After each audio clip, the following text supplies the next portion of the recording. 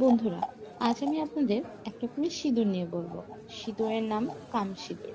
আপনারা ডিসপ্লেতে দেখছেন এটাই।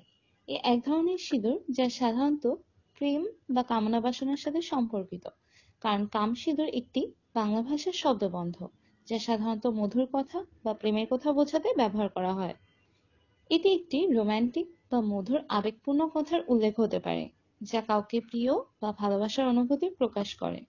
বিশেষ করে এটি সাধারণত মানুষের মন বা সত্তাকে প্রভাবিত বা নিয়ন্ত্রিত করার প্রক্রিয়া বোঝাতে ব্যবহৃত হয়। এটি বিশেষত মন্ত্রতন্ত্র বা জাদু দ্বারা কাউকে নিজের অনুকূলে আনা বা তার মন বা আচরণ নিয়ন্ত্রণ করা বা তার প্রতি প্রভাব বিস্তার করা বোঝাতে ব্যবহৃত হয়। এটি স্নান বা পূজায় ব্যবহার করা হয় এবং সাধারণত মহিলারা বা স্বামীরা একে প্রেমের বা সম্পর্কের ক্ষেত্রে সৌভাগ্য এবং সমৃদ্ধি কামনা করতে ব্যবহার করেন।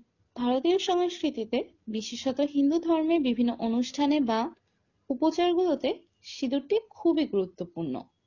কামসিঁদুর সাধারণত লাল চিকচিকে রঙের হয় এবং এটি বিশেষত ঐতিহ্যগতভাবে সঙ্গীর প্রতি ভালোবাসা বা সম্পর্কের গাঢ়ত্বের প্রতীক হিসাবে ব্যবহৃত হয়।